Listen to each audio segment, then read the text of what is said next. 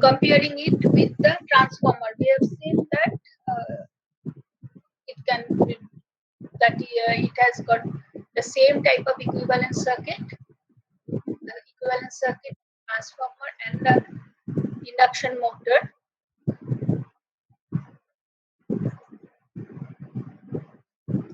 Looks similar, only that the secondary circuit, in the secondary circuit we have a variable resistance, that is the rotor resistance is variable, which represents the mechanical power to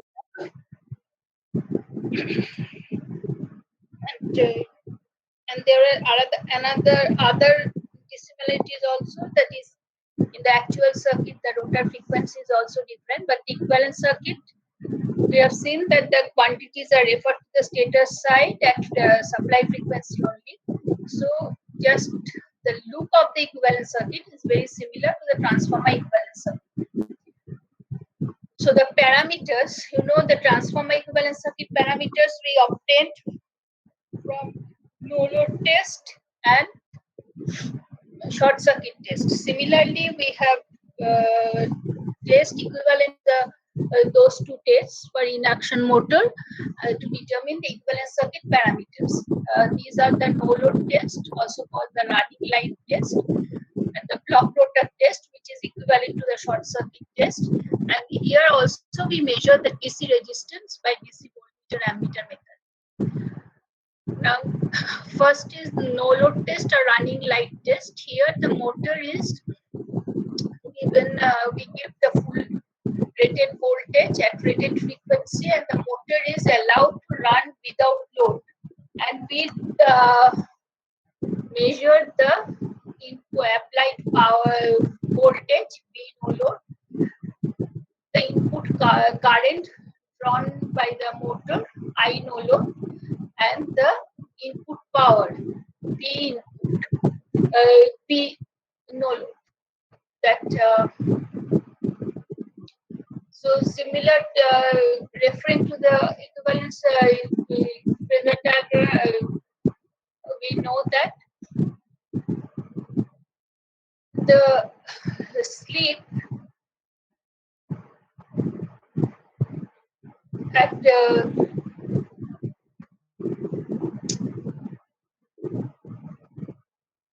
no load condition is very small. So basically what happens, the equivalent circuit what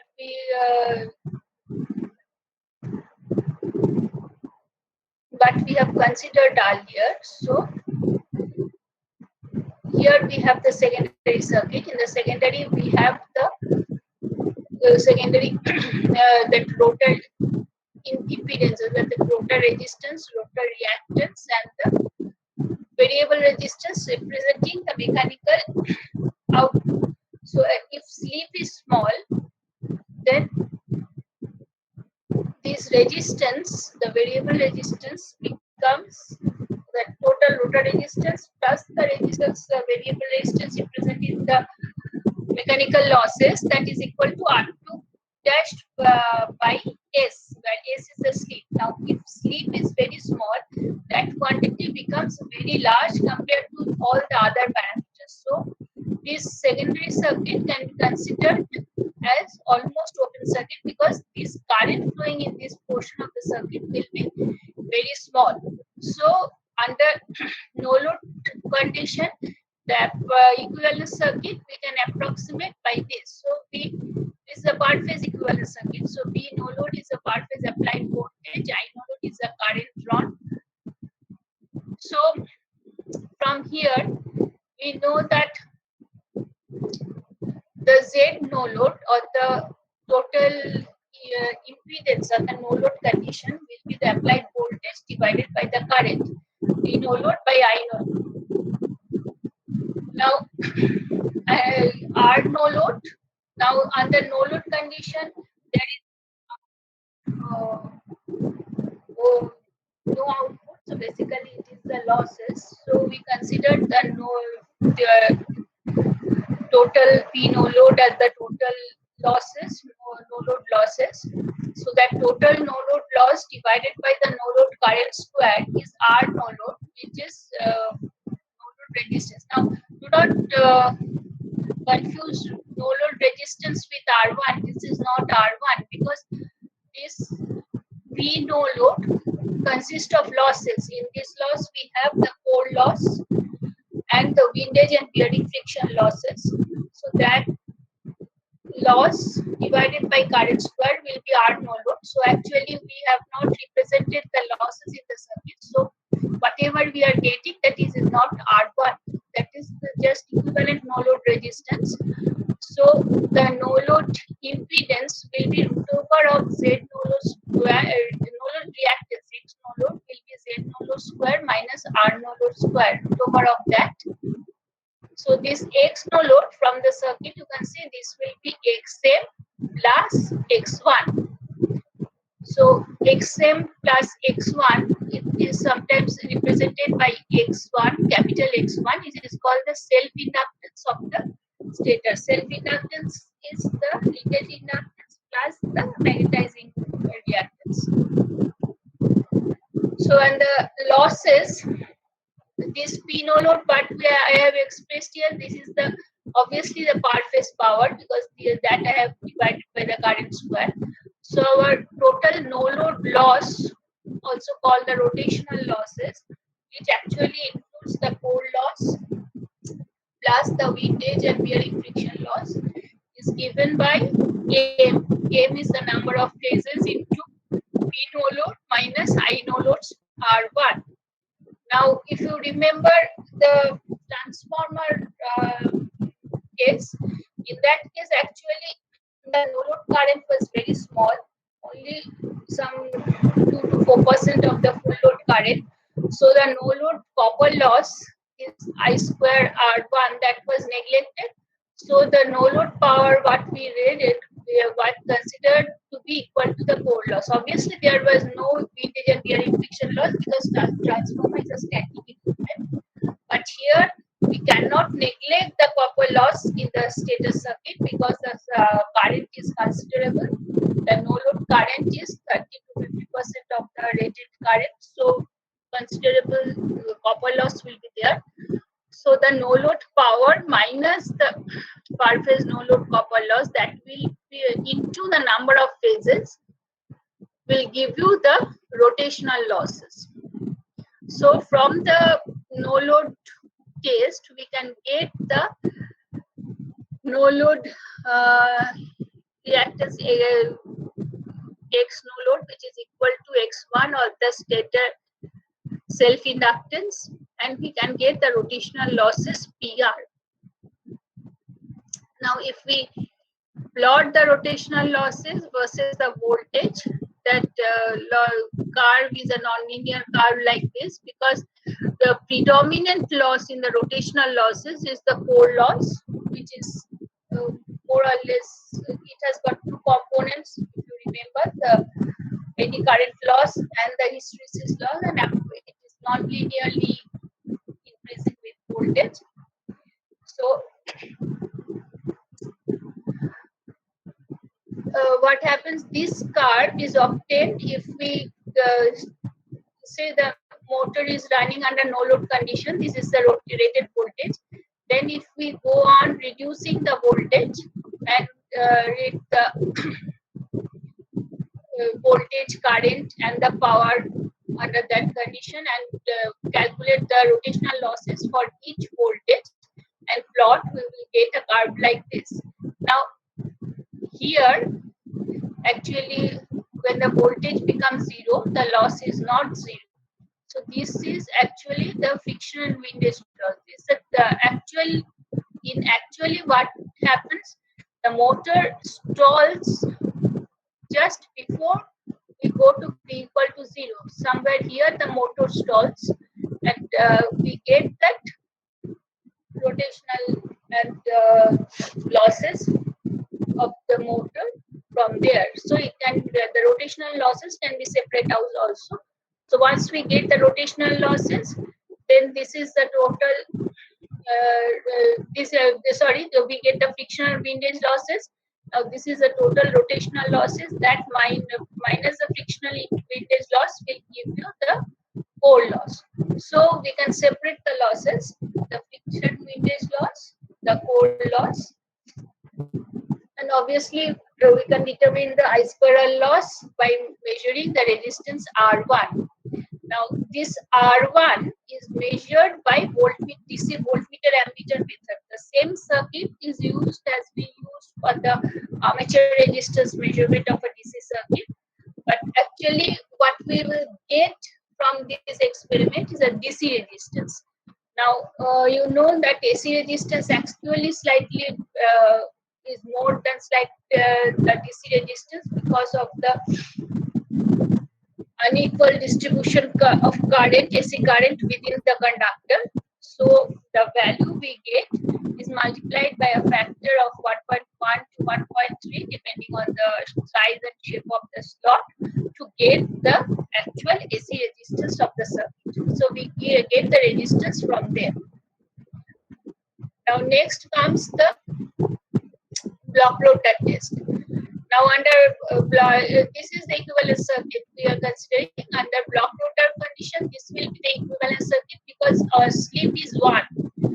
So rotor is at rest, so slip is 1. So this will be R2 dash. So this is the equivalence circuit we get under block rotor test. So under block rotor test, what is done? The rotor is blocked, or that is the rotor is held stationary by some external means, either by some mechanical arrangement, or if it is a very small motor, it can be held by hand also. But for large motor, obviously we should have some belt pulley arrangement to fix it.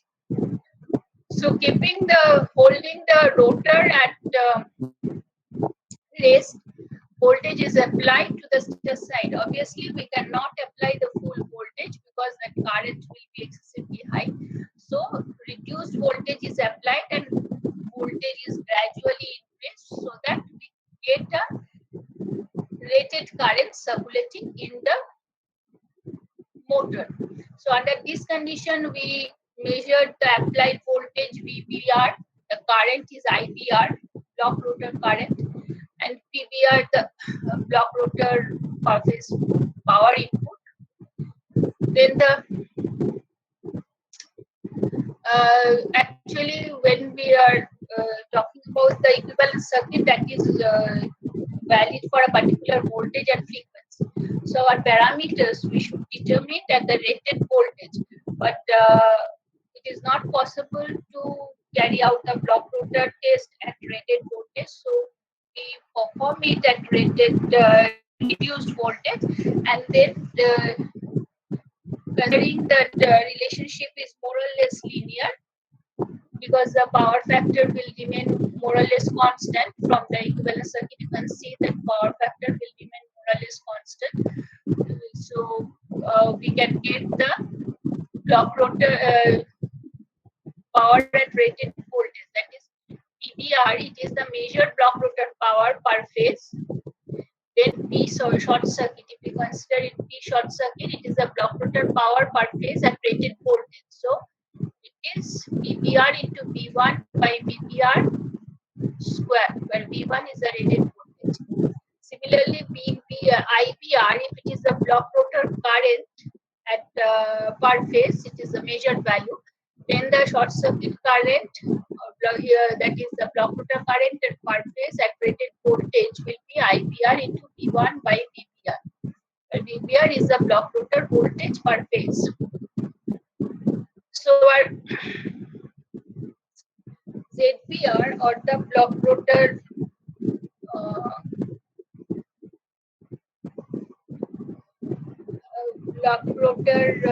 impedance is V short circuit by I short circuit. Actually, even if we do not refer, these values will be same because we have considered it linear. But this reference is required when we go for the circle diagram. So ZBR is V short circuit by I short circuit. It's also equal to VBR by IBR. Then RBR is equal to P short circuit by I short circuit square, or same as PBR by IBR square. So our XBR, or the block rotor reactance, will be ZBR square minus RBR square. Now from the equivalence circuit here, we can calculate the block rotor impedance. This will be R1 plus JX1 plus JXM in parallel with this. So our equation is R1 plus JX1 into JXM in parallel with R2 dash by JX2.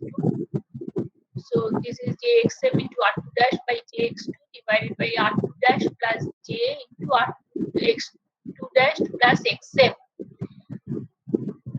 So if we multiply both the numerator and denominator by this quantity, that is R2 dash minus J X2 dash plus XM, then our denominator becomes R2 dash square plus X2 dash plus XM square, and the numerator becomes JXM into this.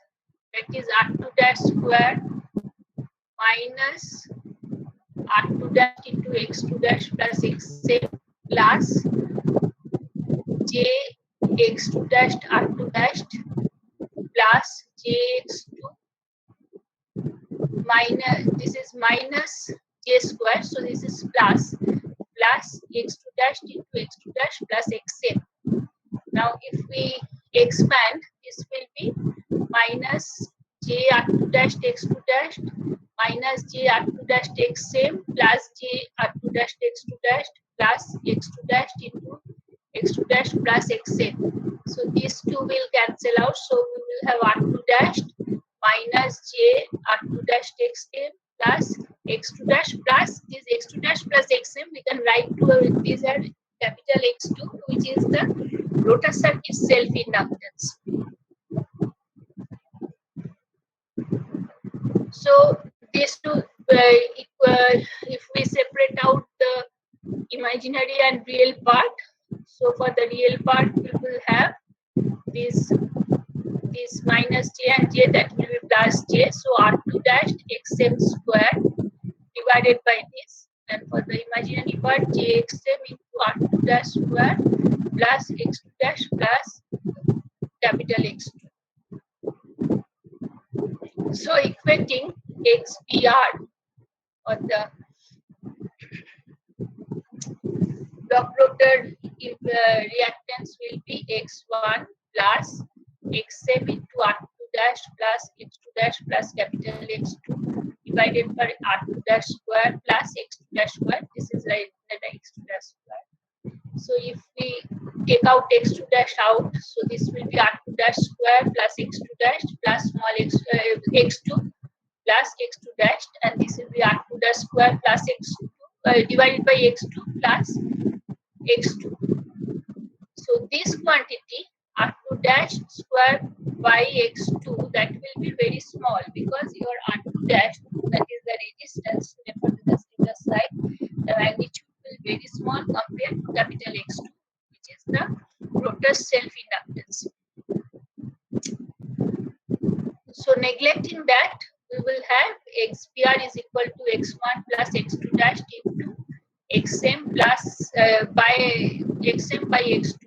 This XM by X2 again is approximately equal to 1 because X2 is equal to X2 dash plus XM. X2 is very small. So this quantity is approximately 1. So approximately the rotor, this reactance will be X1 plus X2 dash. Now there is, so what we measure from the block rotor test is XPR, block rotor reactance, which is equal to X plus X2 dash. Now there is no practical method to separate this out. For wound rotor motor, they are normally taken equal. So X1 is equal to X2 dash is equal to half XPR. For squirrel cage motor, however, what will be the ratio of X1 and X2 dash, that depend on the design of the rotor slot. So there are different classes of motor. This class A, class B, class C, and class D. When we go for the construction, we will discuss these different type of classes. Normally, X1 and X2 dash for this is divided in this ratio. But unless it is mentioned mentioned, we will always take to the x1 is equal to x2 dashed. Now, if we equate the real part, then we get the RBR or the block rotor resistance. That will be R1. This is R1 plus this. So this is R1 plus R2 dash into xm square divided by R2 dash square plus x2 dash plus xm square. So this is equal to x2 dash square. So again, R2 dash is small compared to x2 or xm. So if we neglect R2 dash in the denominator, it will approximately become R2 dash square, R2 dash into xm square plus x2 square. So from here, you can see that R2 dash will be RBR minus R1 into x2 dash square by xm square. Now, if it is a slip ring motor, so then we are able to measure both the stator and rotor resistance by DC voltmeter ammeter method. So we measure both the resistances, so we can get the and multiply the DC value with the factor of 1.1 to 1.3 to get the AC resistance.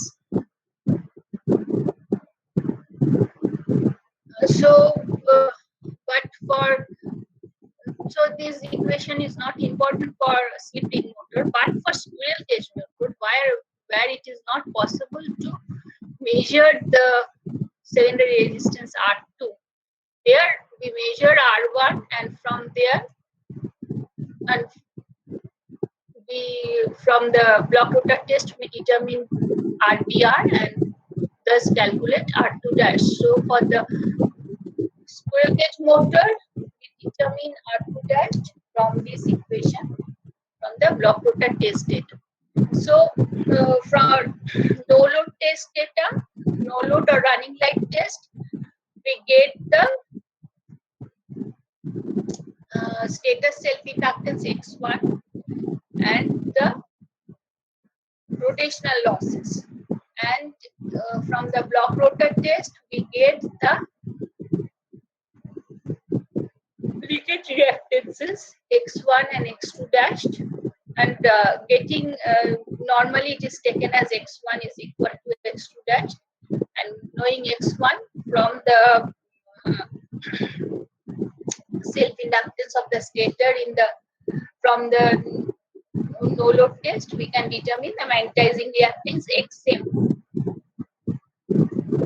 So now we will draw the circle diagram. Now what happens? The circle diagram is basically a graphical representation of the equivalence circuit. So whatever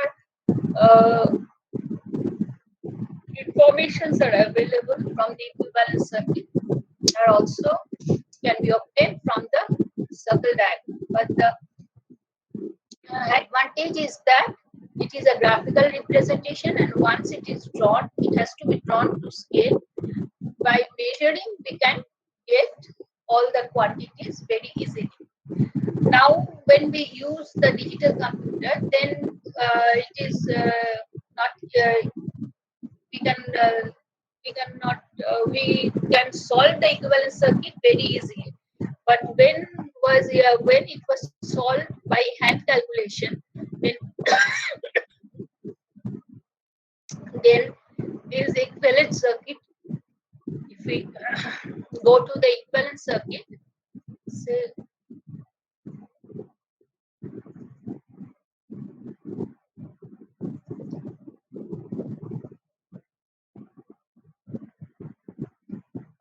this was the equivalence circuit, just have a look at it.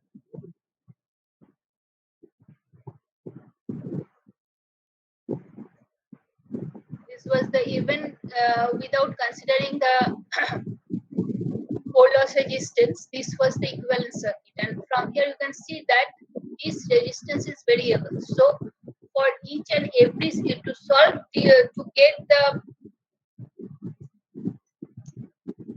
different quantities, that is for says speed, efficiency, etc., everything, all the performance figure what we have discussed.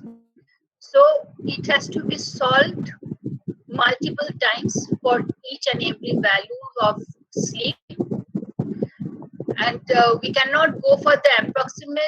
Do not go for the approximate, even because that will introduce quite a lot of error without introducing that much of computational ease. So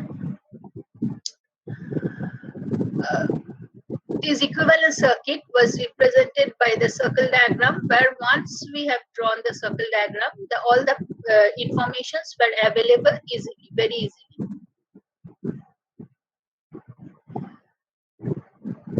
So we developed however, the circle diagram is obtainable only from the approximate equivalent circuit. The first, let us see that for the rotor circuit, if rotor circuit, we know the rotor circuit voltage equation is E2. E2 is the induced voltage in the rotor, is equal to the total drop, that is I2 into R2 by S plus Jx I2 X2. So if we divide both the side by Jx2, we get E2 by Jx2 is equal to I2 plus I2 into R2 by S by Jx2. So multiplied by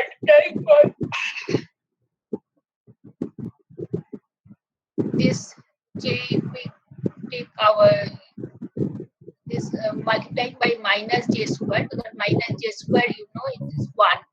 So it will be minus J E2 by X2 is equal to I2 minus J I2 R2 by SX2. Now, this equation, you know, this is I2. If we draw the phasor with E2 as the reference, then I2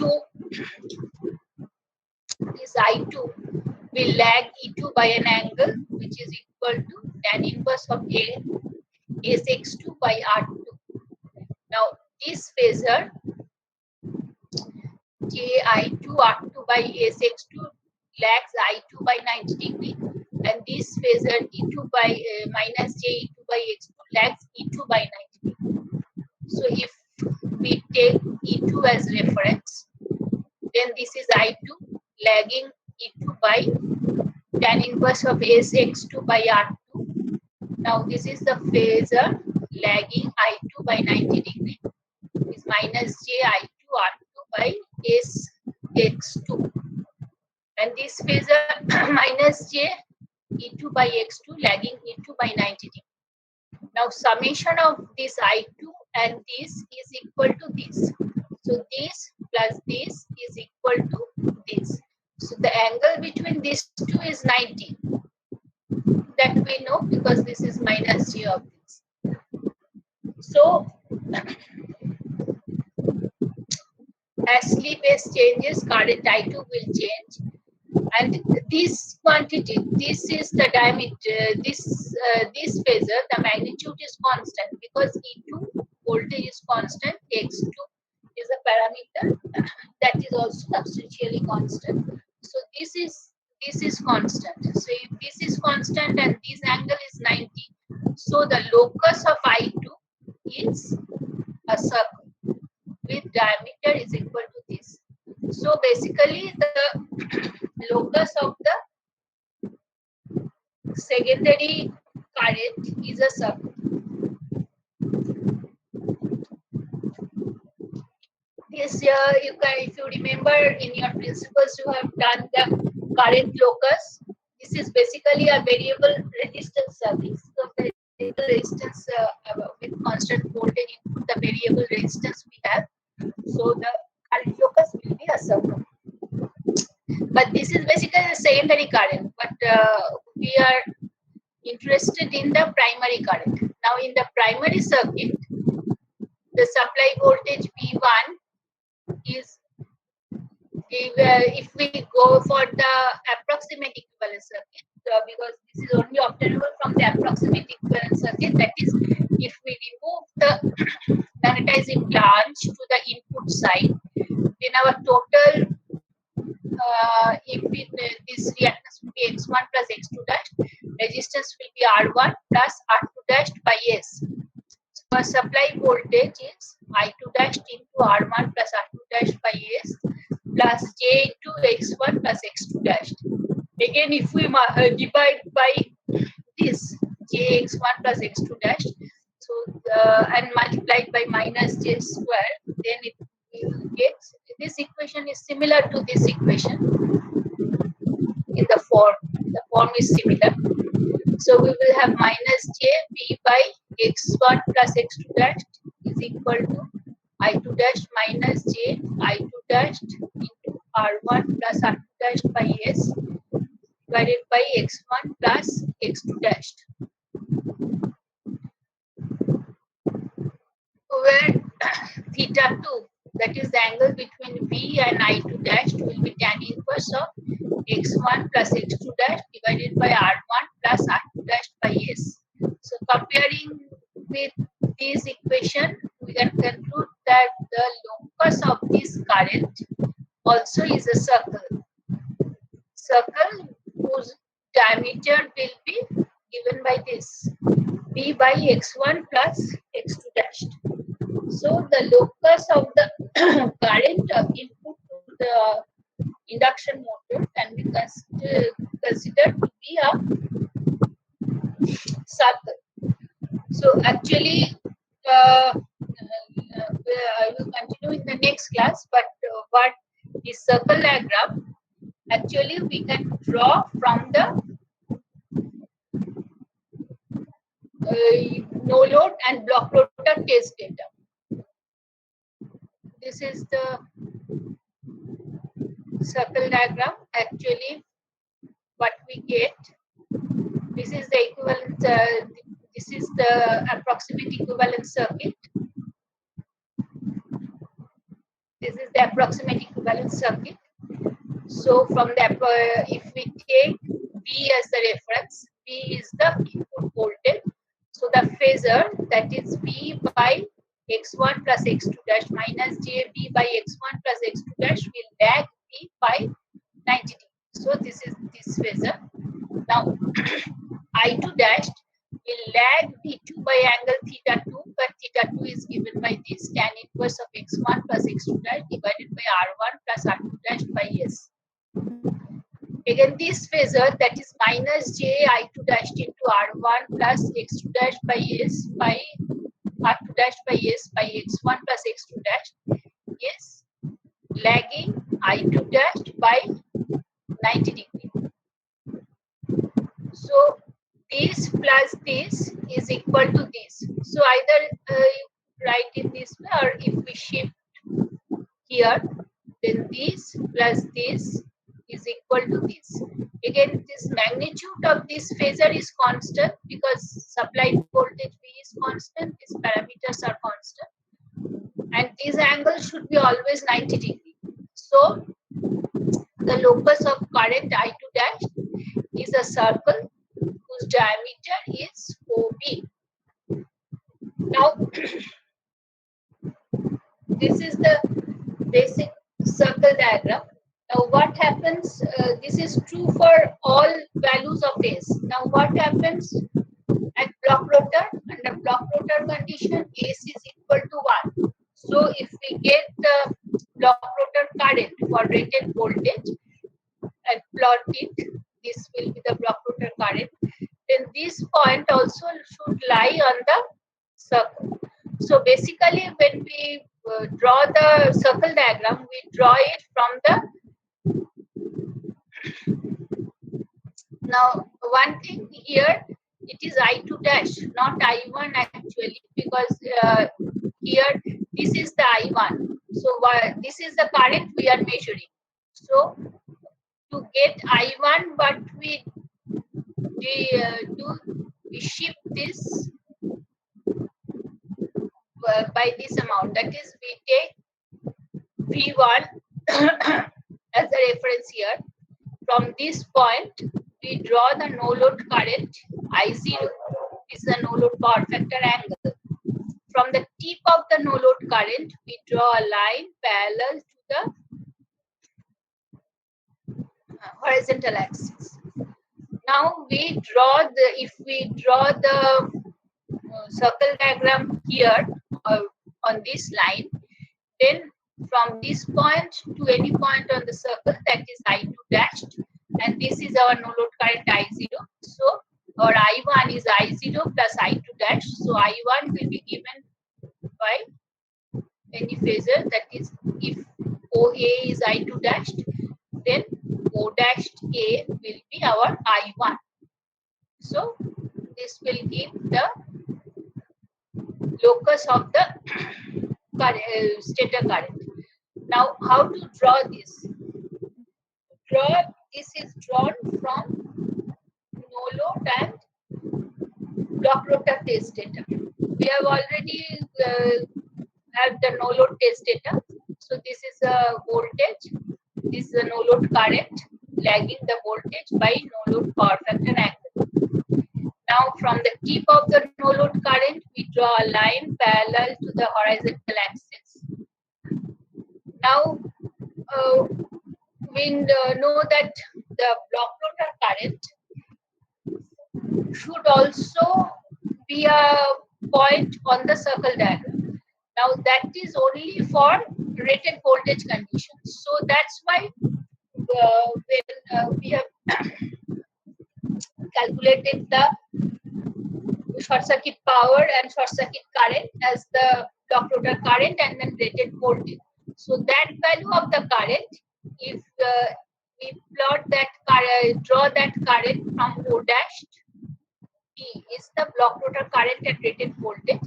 This power factor angle is taken as same as that we have measured under reduced voltage because the parameters are substantially constant. So now what we have, we know that the diameter of the circle diagram should lie on this line, and this point O and this point D are 2 points on the circle diagram. So now we can draw the circle by we connect these 2 points, draw the line perpendicular bisector, and that will pass through the center. So we get the center of the circle. So this is the radius. With that radius, we can draw the circle. Now, once we draw the circle, what are the informations we can get? Now, say this is the circle. That is, this is V.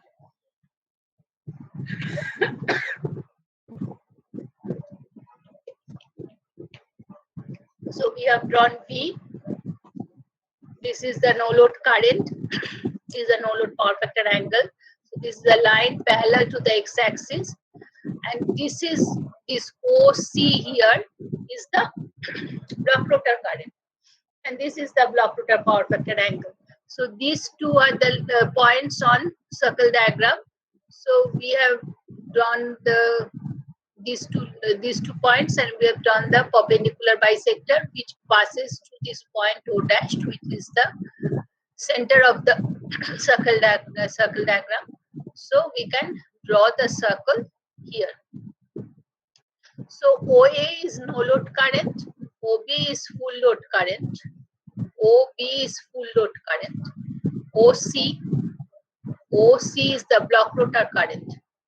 Now, what are the informations which are available here? Now, consider the triangle AEK, that is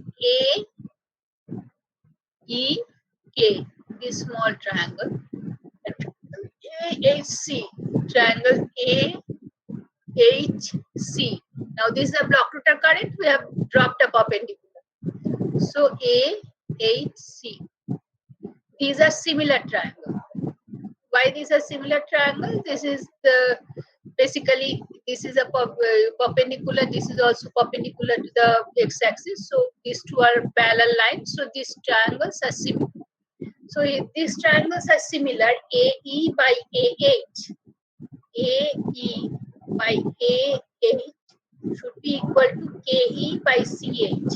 So KE by CH. Now KL, it is KB cos of angle BAE. AB, AB cos of angle BAE.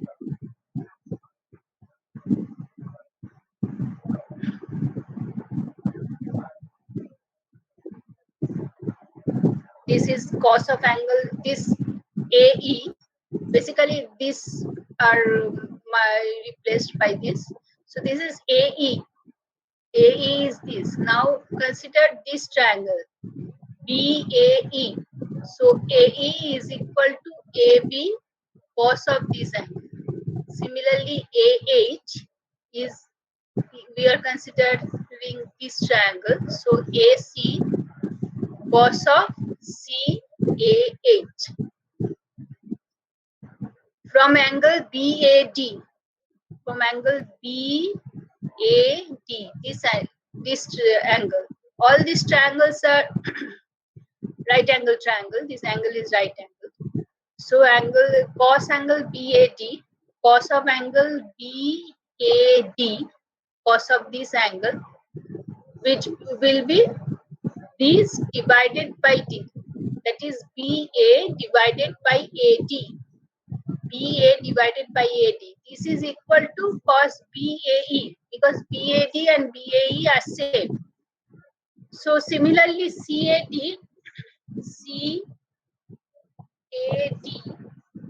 cos of this angle is given by AC divided by AD. So this is equal to cos CAH. So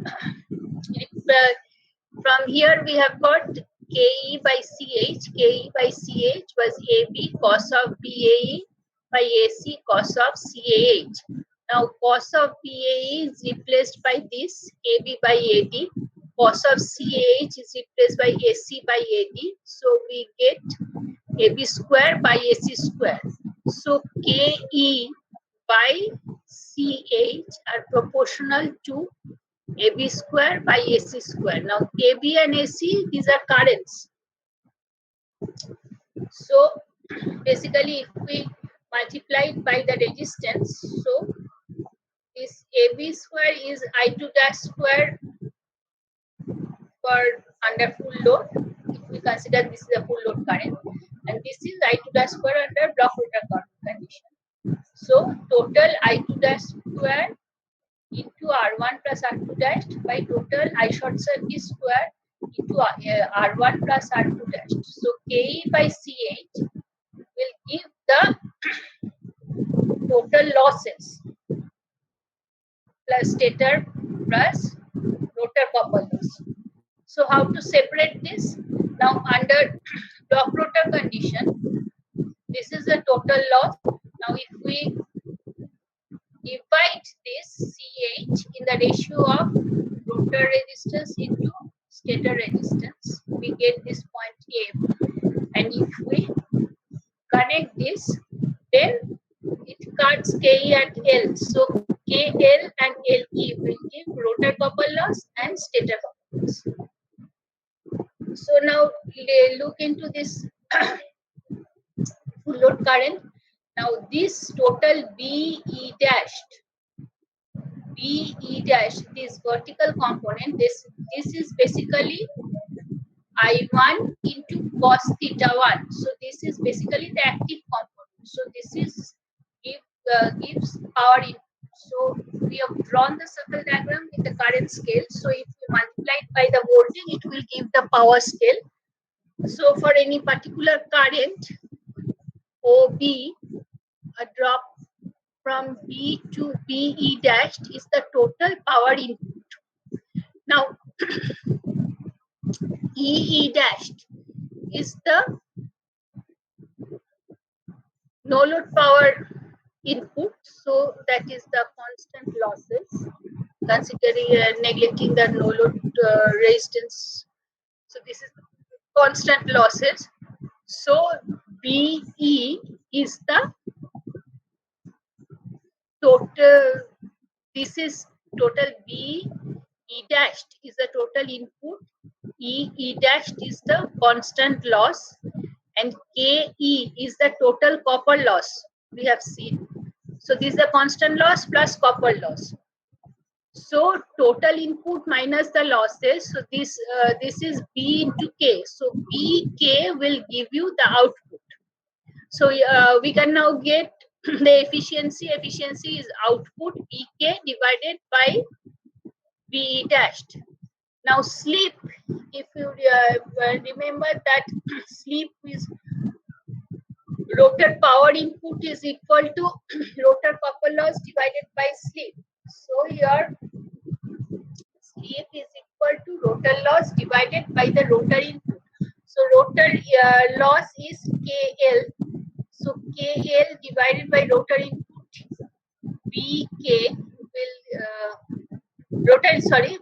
BL, total rotor input BL will give you the sleep, and the torque, the rotor input divided by omega s. So rotor input is BL divided by omega s will give you the torque. So from here you can see that once we perform the no load test and block rotor test, we can draw this circle diagram to scale on a graph paper.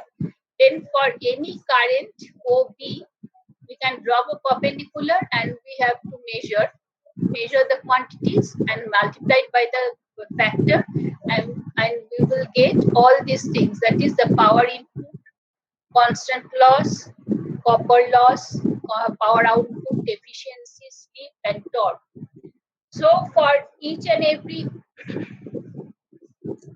for any value of current, we can calculate all this and we can get the curves. So that's why this circle diagram was very important, because it was easy to calculate this. Obviously, this is approximate. Error is quite large because we have developed it from the approximate equivalence circuit, but it gives a good overall view about the performance of the machine. So I will stop here. We will continue with the